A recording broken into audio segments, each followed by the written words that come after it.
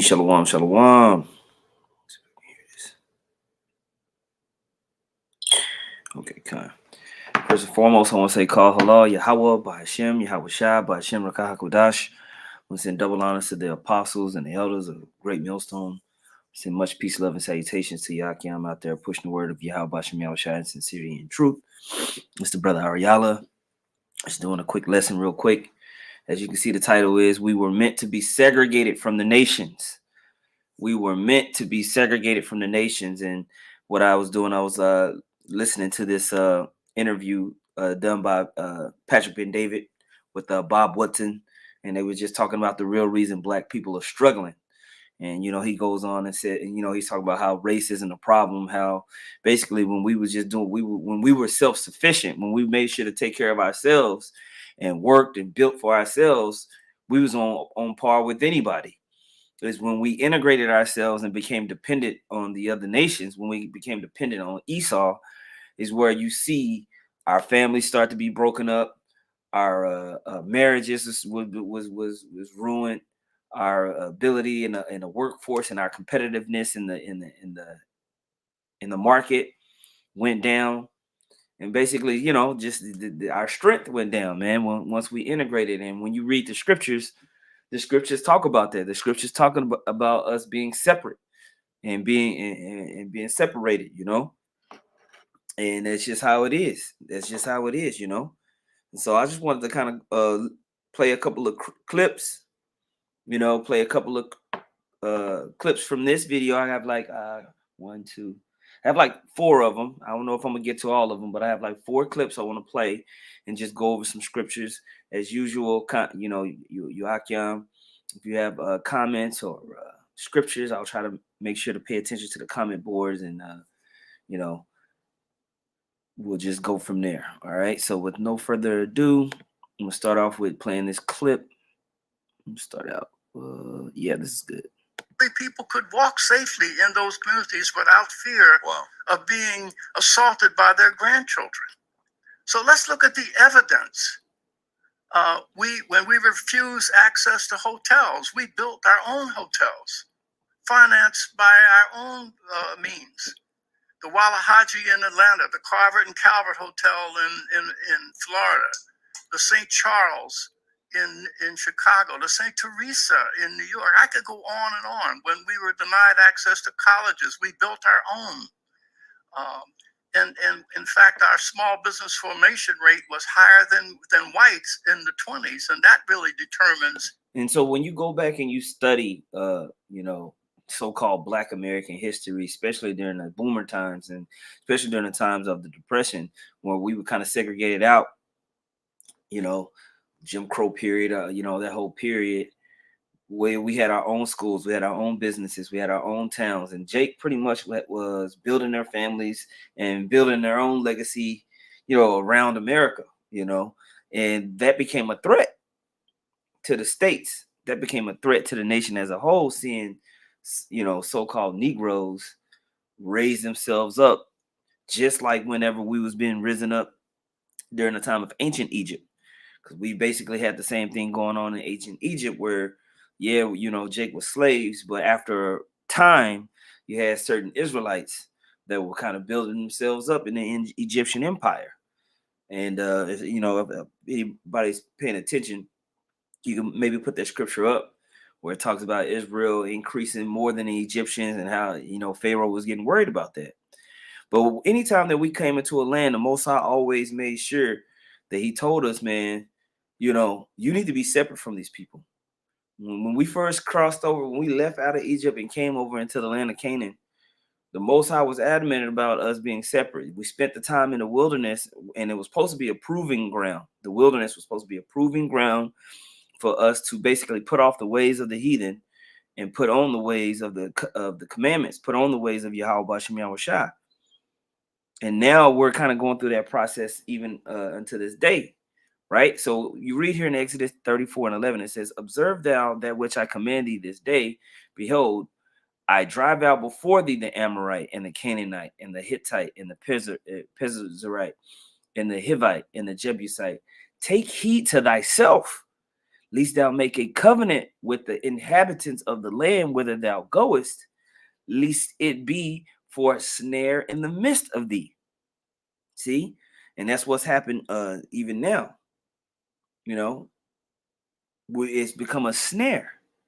Okay? Verse 13 says, but ye shall destroy their altars, break their images, and cut down their groves. So all their customs and their ways, we're supposed to absolutely destroy and make no covenant and no pacts with them. Right? For thou shalt worship no other God, for the Lord Yahweh, Bashem Yahushua, whose name is jealous, is a jealous God. His name is jealous. Don't be simple. His name is Yahweh. Okay?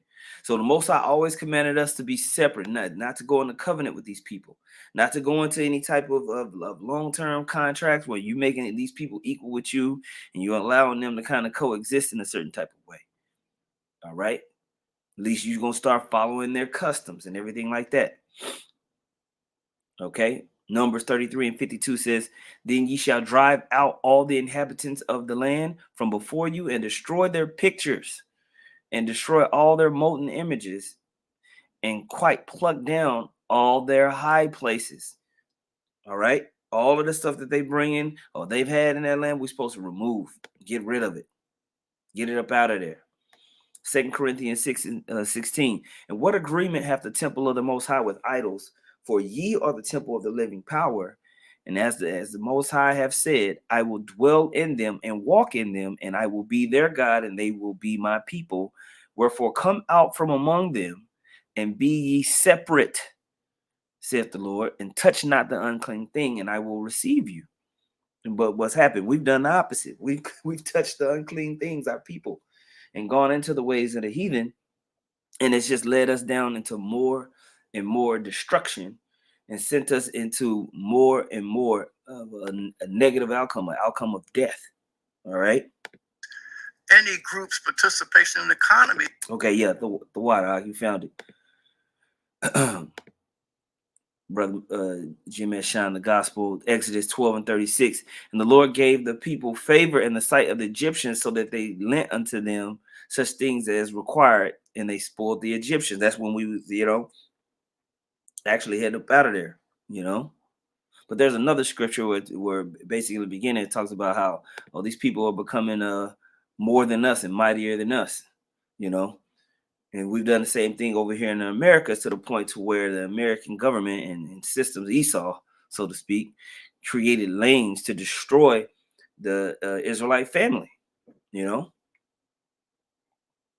That's why when you read, during the time of Moses, they was killing the babies, man. Just like now, they have the whole abortion system, keep the numbers down. Okay, and we're facing those same type of mindsets and things. So yeah, we have to watch out for that. We'll keep playing this. It is not what government does for you or what white people do. In fact, I think those who continue to push this race agenda are Eurocentric. They assume that the destiny of blacks is determined by what white people do. That has never been the case. We closed the education gap in the South. Now, I disagree with him on this, because he's asserting that if you call out racism, if you call out obvious blatant racism, and there's certain things that are just been blatantly racist even up until this day, that doesn't mean you're saying that we can't do anything because the white man. We're just obviously pointing out an issue that does take away opportunity and availability for things in the market and in institutions, because racism is real. The Most High himself is a racist. He chose Israel over all the other nations. Okay? Which, gives the nation of Israel advantage over everybody. Point blank, period. Because is racism real? Absolutely. But I understand what he's saying. It's like that don't mean you can't pull yourself up by your bootstraps, so to speak, and make things happen. And if Jake was more mindful of being segregated, being separate, and handling on their own, things would be more successful. But what our people do, our people run the East off for loans. They run the East off for gifts.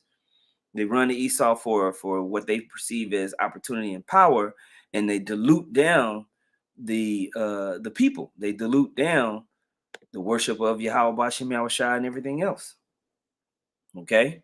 So here in Jeremiah 17:4 it says, "And thou, even thyself, shalt discontinue from thine heritage that I gave thee, and I will cause thee to serve thine enemies in the land which thou knowest not, for ye have kindled a fire in mine anger, which shall burn forever. And thus saith the Lord, cursed be the man that trusteth in man, and maketh flesh his arm, and whose heart departed from the Lord." And that's what's happened, man. Our people trust in the heathen roundabout. They trust in Esau's ways. They've taken a gift and it's destroyed our people's heart. All right. And it's led to what? We're the most fragmented, all right, disenfranchised, turned upside down group of people on the planet Earth. It's because we left off from serving the Lord into serving dumb idols and believing in our enemy, trusting in our enemy. All right, Sirach 12 and 10. Never trust thine enemy, for like as iron rusted, so is his wickedness. Though he humble himself and go crouching, and that's what we see. Esau, made it seem like he was humbling himself and going crouching by, integration. We want you to be equal. We're gonna set up all of these different, different institutions, the NAACP, welfare systems, to give you people, affirmative action, all of these different things, but it's our enemy. The scripture says to never trust our enemy. Though he humble himself and go crouching, take good heed and beware of him, and lest thou be unto him as if thou hast, and thou shalt be unto him as if thou hast wiped a looking glass, and thou shalt know that his rust hath not altogether wiped away. He the same old E. He the same old E, man. Okay. Set him not by thee, lest when he has overthrown thee, he stand up in thy place. Neither let him sit at thy right hand, lest he seek to take thy seat. And thou at the last remember my words and be pricked therewith. And has that not happened to our people? So-called Native Americans? You set him by you put him in your right hand, and he took your seat and took the land here. All right? Took all the riches of this land, then called you redskin and relegated you to a reservation. Okay? We see these examples over and over and over again of our people trusting in our enemy all throughout the scriptures, all throughout the book of Judges, and all, brothers are putting up good precepts, and now we have to go to this man for the want of all things. For the want of all things, we're having to go to these people, man. And it's a tragedy. Jim had shined the gospel book, Exodus 1 and 9, and he said unto his people, behold, the people of the children of Israel are more and mightier than we. And that's what happened during the time of slavery.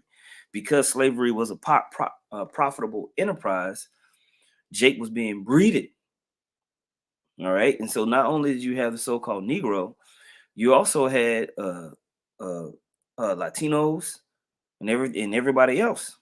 Okay. It says in verse 10, come on, let us deal wisely with them, lest they multiply, and it come to pass that when there falleth out any war, they join also unto our enemies and fight against us.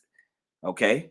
And so get us, it says, and fight against us, and so get us, and so get them up out of the land.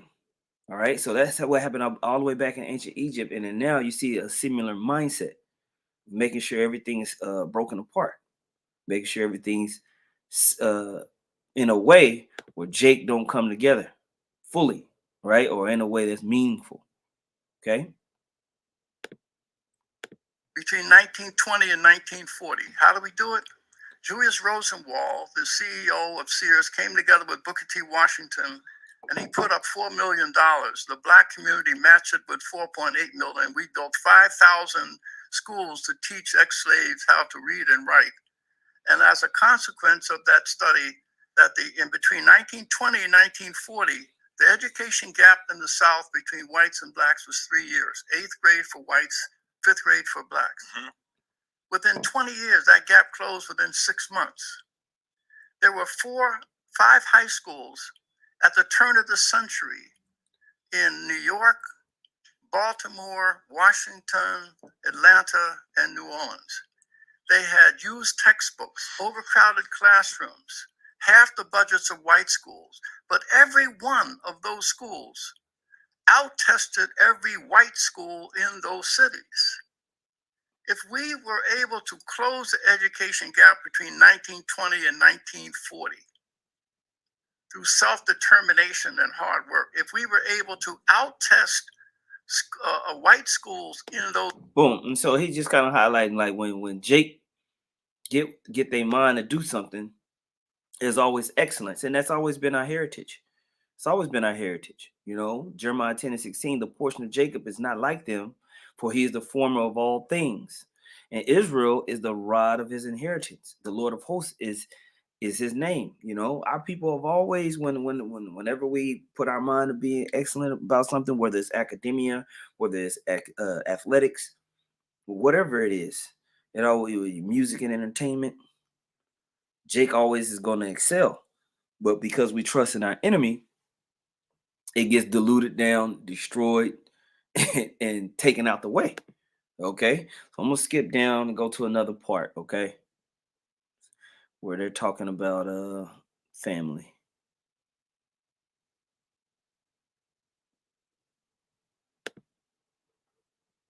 Black. We looked at the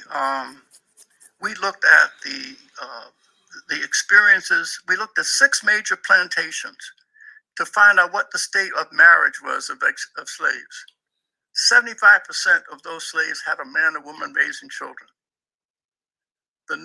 So ex-slaves during that time, you had Jake was getting married, man, and forming families, and the man was the head of the household, and the man would start a business or work with somebody that had a business, and then work himself up to the point to where he could start his own, and then pass it down to his son. That legacy was starting to become more popular. 75% marriage rate, you know. All right. So you had the nuclear family, and that was key. Nuclear family continued to prosper in the face of segregation for 100 years. But all of that changed in the 60s with the poverty programs. Lyndon Johnson? Yes. Johnson came in, and what happened was the social scientists who were pushing socialism on America, Cloud and Piven at Columbia. Mm-hmm. And this is where he won't admit that it was targeted towards the so-called Negro, Latino, and Native American. What he's describing is a racist operation. It's an operation we want to stay superior than these groups. So we're going to incentivize breaking these groups down. We're going to incentivize getting the man up out of there. Okay. We're going to incentivize that. It says right here in Mark 3:27, and no man can enter into a strong man's house and spoil his goods, except he will first bind the strong man, and then he will spoil his house. All right. And so during the 60s or 70s, they start to formulate ways and reasons to come into the house, to remove a man and his heritage. All right. Isaiah chapter 3, verse 11 says, "Woe unto the wicked, it shall be ill with him, for the reward of his hands shall be given him. As for my people, children are their oppressors, and women rule over them. O my people, they which lead thee cause thee to err and destroy the way of thy paths," right? So the patriarchy is destroyed.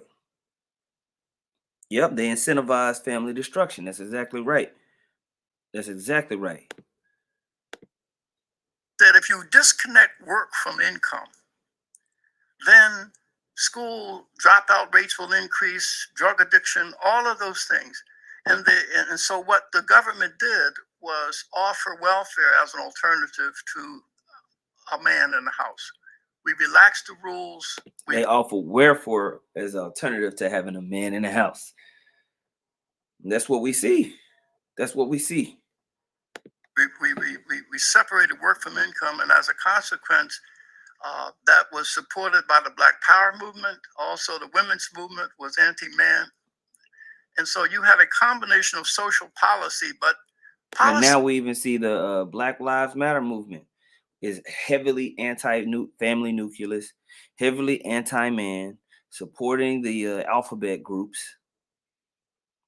and keeping our people locked into a mindset that the Most High has not set up, that the Most High does not bless. Okay, to where the heritage of our children is thrown off. All right, Proverbs 22:6: train up a child in the way he should go, and when he is old, he will not depart from it. We don't have that no more. We don't have the foundational way to train up the children, keep the nucleus, keep Yahweh Shem Yahushua and his teachings at the forefront. Now they've passed all of these decrees and laws and created these institutions to break up the family and the household. All right, that's why segregation was always better. Segregation was the way that the Most High wanted. Okay, Isaiah 10:1 says, "Woe unto them that decree unrighteous decrees, and that write grievousness which they have prescribed, to turn aside the needy from judgment, and to take away the right from the poor of my people, that widows may be their prey, and that they may rob the fatherless." This is what's happening, man.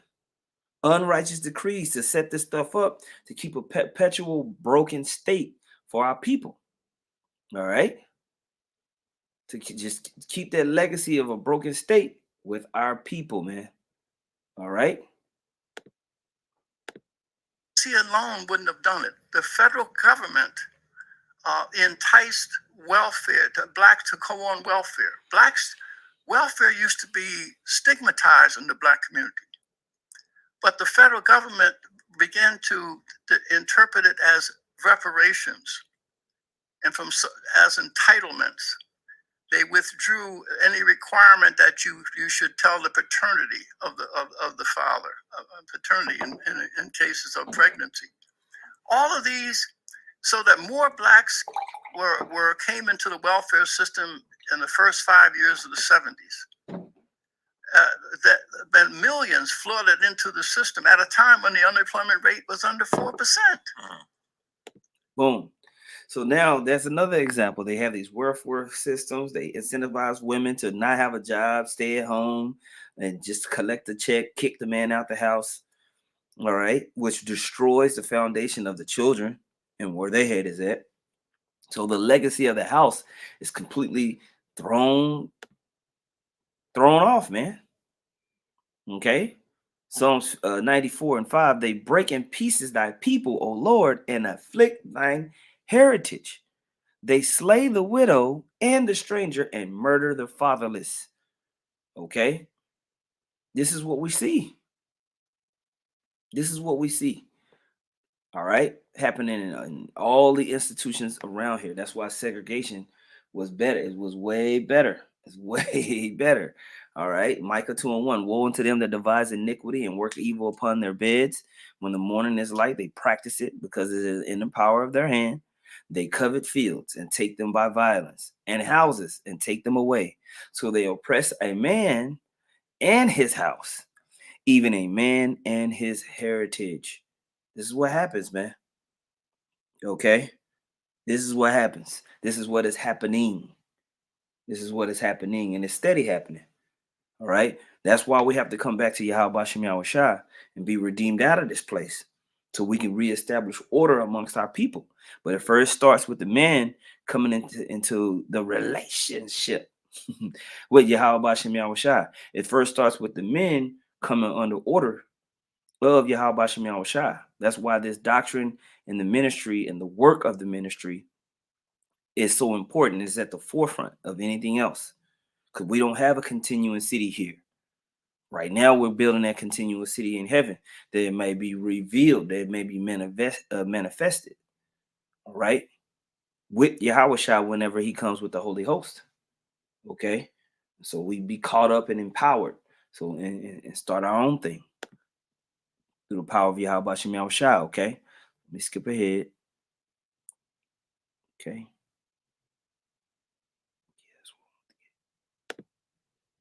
Because we had the social policy that incentivized single parents. See? In other words, I had a young couple. She said that my husband, my husband's a janitor and I'm a secretary, and he lost his job. She said I applied for welfare as a married couple and they refused me. But she said if See that if I applied for welfare as a married couple and they refused me, even though they know he lost his job. I was a single mother, then I can get help. And so you really provide a disincentive for marriage, and you wonder why you get it. You get more of what you reward and less of what you punish. And so over those so they punish marriage. They in this society. Not only have they made it hard for you to be able to break out of your socioeconomic status, in order to do it, you have you know, it's different when you're a kid in a one-parent household and you're having to go to work at the age of 15, 16 years old, and you're trying to do well in school or do well in academics where you don't have no money to basically be trained right academically or athletically. You're competing with other kids that might have their family all together. That kid is not having to work. They're being put in the best programs to achieve. You know what I'm saying? So it's just a harder bar, right? It's just a harder bar. So not only is it hard to kind of break out of a socioeconomic bracket where you are, they put barriers on your ability to do it within it. All right. So you know, we have a system that basically has broken the basically the social structure of our families, our clans, our families, our clans, our tribes, and then they put barriers on reconnecting it out there and incentivize basically our people staying broken. But it all goes back to us listening to the heathen roundabout. It all goes back to us, you know, trusting our enemy. Because the Lord always said from the beginning, be ye separate. All right. He always said from the beginning, don't mingle with them. Don't make no covenants with them. Don't do what they do. You do what I told you to do. And that led to us being basically the curses fall upon us having to go to them for the want of all things, eating our bread defiled amongst the heathen. All right, so now the only thing we do is come back to Yahweh Shem Yahushua. decades, we have punished single parent households. The more you work, the more in other words, the more you work, the more perverse incentives for you. If I work and get a raise, I'm going to get lose childcare. So so that's why we have a system that disincentivizes work and marriage. That's facts, especially for you so-called Negroes, Latinos, and Native Americans. You know, especially when it's for you so-called Negroes, Latinos, and Native Americans, man. You know. I think, you know, I see the brothers asking if they're going to go through the same family fracture, probably because they're going to be poor. They're going to be slaves. When you slaves, you don't really, you know, but we're not going to be setting up probably the BS stuff that they were setting up. We ain't going to be doing all that. We're going to operate underneath the guidelines of Yahweh Shem Yahushua. That's why the whole world is going to be blessed whenever we rule. They just going to be underneath us. Okay. We ain't with all that gay shit that Esau's into, you know. Because now they make it to where having a kid, you like, damn, you scared to have a kid because of the rate of inflation, everything like that, right? When a child should be a blessing, right? Psalms 127:3 says, "Lo, children are inheritance of the Lord, and the fruit of the womb." And that's we're gonna come back into that. All right. But now, is the fruit of the womb a reward on this side? No. You be having a kid, Jake be scared to tell Akiam. Kid be 5 years old, be like, "Oh yeah, Akiam, I had a kid." He like, "Oh damn, we have to snap brother's mind back into it when they have a kid." He's like, "Hey, bro, it's all good. Trust in the Lord, man. Trust in the Lord. It's gonna be all right." You know. But it just shows you how the mindset is here. It just shows you how having a kid is like a scary thing here. You know, Jake get a girl pregnant, and there's ways to be mindful who you spill seed into. You could be spilling seed into Bohemians, and you gonna have to deal with it. Okay. Faith. And many of our groups who have perceived be the left or right of center takes very little into account of restoration, moral redemption. Now he's talking about these social programs, how they don't get Jake head right. They just give the black woman some money and tell her to keep the man out the house, and then she's incentivized to continue like that. They don't come into these communities and get Jake back in a mindset of, hey, do you believe in the Most High, and recenter the structure of things. Redemption, faith. And many of our groups who have been able to survive under the worst of Satan is because of their faith. But the whole issue of faith is not even a factor in supporting people's restoration. We have gone into some of the most.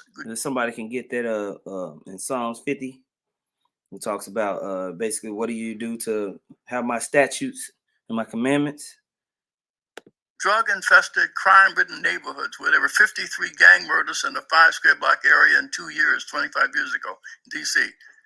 We supported 5 young men who were ex-offenders who came to Christ and became redeemed. But they had the moral authority and the social trust of their peers. And so they went into these neighborhoods and brought the leadership of these kids who were doing destructive things. And they became agents of remoralization of these kids. And it's just like in the marketplace, only 3% of the people are entrepreneurs. Really, that's our job. Okay. Our job is to come in and basically bring our people back to Yahweh Bashem Yahushua and restore the state of the nation of Israel. And it's only going to be the elect that we come in really to fight for. The rest of the people are going to have to be melted, as the scriptures say. But what he's saying, as far as the idea goes, whether it be on the left or the right hand, as far as the idea goes, yeah. But that's the job of the prophets and those who are sent. Okay. Jeremiah chapter 6:16 says, "Thus saith the Lord, stand ye in the ways and see, and ask for the old paths, where is the good way, and walk therein, and ye shall find rest for your souls." Okay. But they said we will not walk in them. All right. And so we're looking for those who are ready to hearken unto the words of Yahweh Bashem Yahushua. All right. All right. Deuteronomy 32:7 says, "Remember the old days, consider the years of many generations. Ask thy father, and he will show thee, thy elders, and they will tell thee." All right. This is what we're supposed to see. We're supposed to seek the old paths, the ways of our forefathers, the ways of Abraham, Isaac, and Jacob. All right, the ways of Noah, Adam, all of our forefathers, and come back into that path, man. All right. Verse 8 says, "When the Most High divided the nations their inheritance, when he separated the sons of Adam, he set the bounds of the people according to the number of children of Israel. For the Lord's portion of his people, for the Lord's portion is his people. Jacob is the lot of his inheritance." So it's in order to receive that inheritance, there's something that we're supposed to do. Follow the ways of the Most High, man. All right. And so it's our job to come and teach those who has an ear to hear those ways. Okay. That's what the Most High wants. Generate 70% of the jobs, right? Well, a lot of these organizations are social entrepreneurs. It only takes a small number of them if you can change them and make them an agents of a restoration. They can change a whole community, and we found that to be the case where in this community called Benning Terrace, by just going in and reaching 16 kids who were leading predators and changing their values and their attitudes. How do you do that? By witnessing to them. You take some man who has been in jail, who has been faced all the challenges from an abuse household, and saying, you are not defined by the worst of what you were. You and I'm a witness that you don't have to stay there because you've been there. Where did this self-help mindset come to you? Where did this self-help mindset come? By looking at what we did in the past. In other words, what I've done by learning. Seek ye out the old paths, like the scriptures have said, man. All right. That's how you bring them back. You just got to go to the scriptures. The answer is already written. It's written in the scriptures, you know? And so we just got to get back to that. Kind of the water for putting this up, Jimesh, Shine the Gospel, and I believe another brother had put it up. But it says, but unto the wicked the Most High said, what hast thou to declare my statutes, or thou shouldest take my covenant in thy mouth? Esau is basically taking this book and has no means of increasing within it. No means. Get a couple more. He put Jeremiah 26:3. If so be they will hearken and will turn every man from his evil way, that I may repent me of the evil which I purpose to do unto them because of their evil doings. Verse 5, to hearken unto the words of my servants, the prophets, whom I sent to you, both rising up early and sending them, but ye have not hearkened. That's it. That's it. Right now, we're looking for those who are going to listen. Then will I make this house like Shiloh, and will make this city a curse to all the nations of the earth. That's when the Most High is going to turn around and turn back fully the curses that we are under, man. When our people hearken unto the word, and that's what's happening. That's why you see all these camps raising up, because we're the ones that are going out there witnessing to everyone. Hebrews 12:1. Wherefore seeing we also are compassed about with so great a cloud of witnesses, let us lay aside every weight and the sin which doth so easily beset us. Let us run with patience the race that is set before us, looking unto Yahushua, the author and finisher of our faith, who for the joy that was set before him endured the cross, despising the shame, and is set down at the right hand of the throne of the Most High. Right? So he had the joy that was set before him, seeing the kingdom, seeing everything that the Most High promised. We have that inheritance, being joint heirs with Yahushua before us. So we know that we're going to have to, with patience, endure tribulation, problems, situations that we have out here in Babylon in order to achieve. Okay? In order to reestablish our houses again. Okay? Jeremiah 7:23, but this thing command I them, saying, obey my voice, and I will be your power. I'll be your God. Ye shall be my people. And walk ye in all the ways that I have commanded you, that it may be well unto you. That's what the Most High wants. He wants obedience, an obedient ear. And for too long, we have walked in disobedience. And now it's time to turn that to the other side. Okay? I'll read this and then I'll close out. Romans 12:1. I beseech you, brethren. I beseech you, therefore, brethren, by the mercies of the Most High, that ye present your bodies a living sacrifice, holy, acceptable unto the Most High, which is your reasonable service. And be not conformed to this world, but be ye transformed by the renewing of your mind, that ye may prove what is that good and acceptable and perfect will of the Most High. All right. So the whole key of this thing is to be transformed out of what Esau and the other nations have been training our people to believe and eat up. Put off those idols and false doctrines and put on the wisdom, the light of Yahweh Shemiah Shah. All right. But because we were disobedient, everything was torn apart. When you go back and read Deuteronomy, the 28th chapter, you see the centerpiece of it was the destruction of the family. It was at the forefront of us being taken down, man, and being put into the hands of our enemies. And so now we have to, we got to be transformed, repent, come back to the ways of Yahweh Shem Yahushua, that we can be established in the earth as we should. Okay, so yeah, I just wanted to touch on that, man. The water to you, Akiam, man. Posting scriptures and comments, and I appreciate your ass. You know, if you have more, please just go ahead and put it there in the chat or on the comment board. Lord willing, you was edified. Call halal Yahweh by Hashem Yahweh Shai by Hashem Rakah Hakodash. Double honors once again to the apostles and the elders of Great Millstone. Much peace, love, and salutation to Yakim out there pushing the word sincerely and true. Shalom.